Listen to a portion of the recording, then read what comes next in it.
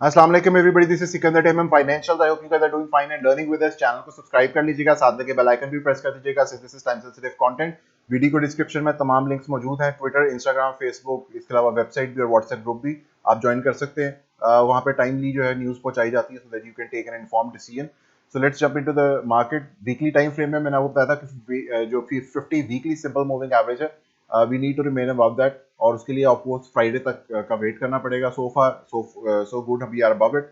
जो हमारे पास रेजिस्टेंस थी, जो डेली पे ब्रेकआउट हुई थी, उसमें मैंने आपको कल बताया था कि any kind of local high formation would have divergence on it, क्योंकि जो हमारे पास आरएसआई का सेकंड प्रिंट आया था on the hourly, that was creating a divergence. और उसके साथ ही मैंने आपको बताया था कि यहाँ पे भी एक छोटा सा डिफरेंस है, और जब तक ये डिफरेंस खत्म नहीं होता तब तक हमारे पास डाइवर्जेंस जो है डेली टाइम फ्रेम पर भी रह सकती है, which you can see it over कि हम इससे थोड़ा सा ऊपर आए हैं। ये वाला हाई जो हमारा बना है जो अभी इमीडिएट, तो उसमें हमारे पास जो प्रीवियस आया था उससे ऊपर बना है। उसके बाद हमारे पास ये कैंडल पूरी रिट्रेस हो गई है आज, विच मीन्स कि एक लोकल हाई फॉर्म हो गया है और डाइवर्जेंस थोड़ी सी मौजूद है ऑन दी, ऑल्दो एक लिटिल मार्जिन के साथ है, बट डाइवर्जेंस इज डाइवर्जेंस। तो ये प्ले आउट हो सकती है to the down side, which means कि हमारे पास जो टेस्ट है on the daily and on the hourly time frame, वो दोबारा इस ट्रेंड लाइन का जो रेजिस्टेंस थी पहले, अब उसको एज ए सपोर्ट टेस्ट करने के लिए वापस जो है प्राइस एक्शन नीचे आ सकता है, along with the 200 simple moving average. So weekly में 50 सिंपल मूविंग एवरेज है वीकली टाइम फ्रेम पे, और डेली पे 200 सिंपल मूविंग एवरेज है। जबकि ऑन दी आवरली हमारे पास जो करंटली लाइन है that is 21 exponential moving average. लेकिन आई थिंक जब तक ये नीचे आएगा उतनी देर में हमारे पास 55 एक्सपोनेंशियल और 50 सिंपल मूविंग एवरेज भी जहां तक पहुंच चुके होंगे प्रोबेबली। सो लेट्स सी, अब हमारे पास जो जो मेन क्राइटेरिया है फॉर ऑल द क्वेश्चंस के इंस्टीट्यूशनल बाइंग नहीं हुई है, ये रिटेल बाइंग था या ये फेक आउट तो नहीं है, is it is it the breakout that we were looking for. तो उन सब चीज़ों का जो आंसर है वो अगले चंद दिनों में मिलेगा। अगर हम इस लाइन को होल्ड करने में कामयाब हो गए, विच मीन्स कि हमारे पास 200 सिंपल और ये ट्रेंड लाइन अगर होल्ड करती है एज ए सपोर्ट, तो यस।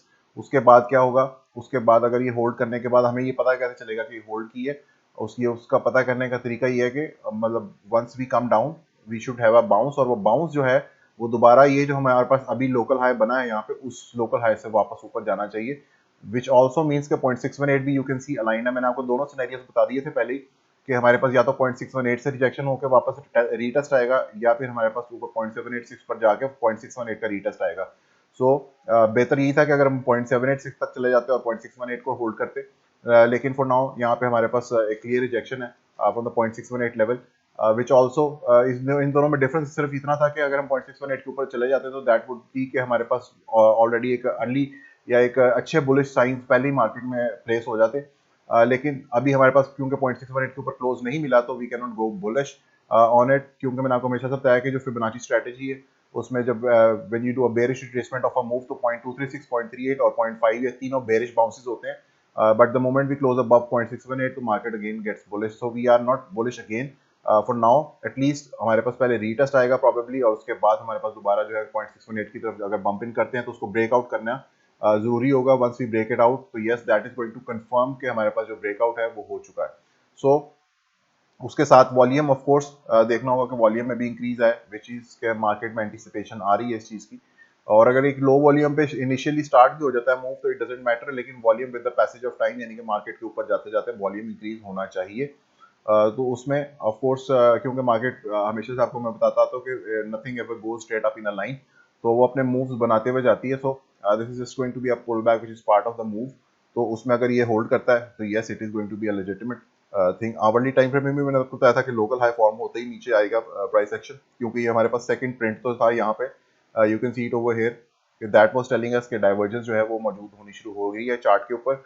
अब देखना ये है कि ये कहाँ तक आती है, क्योंकि हमारे पास जो लास्ट लोकल लो है on the hourly time frame that is way below, ठीक है, वो 43,800 पॉइंट्स के पास बनता है, जिसमें से ऑफ कोर्स आरएसआई जो है अगर वो फुली वापस ओवरसोल्ड कैटेगरी में भी आ जाती है बिलो द 50 लेवल, तो उसमें भी हमारे पास फिर चांस होगा दोबारा हिडन बुलिश डाइवर्जेंस क्रिएट करने का। तो देखना यह है कि आरएसआई कितनी जल्दी कूल ऑफ होती है।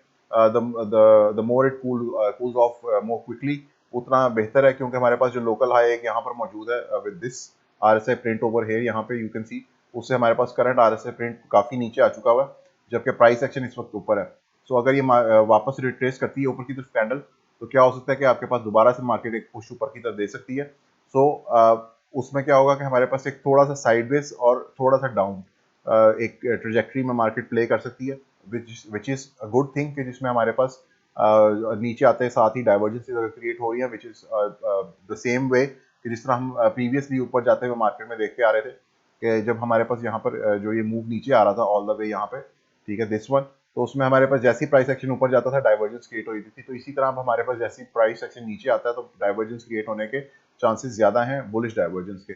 So keep an I on it, क्योंकि मार्केट में अगर रीटेस्ट जो है सक्सेसफुल हो जाता है तो obviously it's going to give us a rally.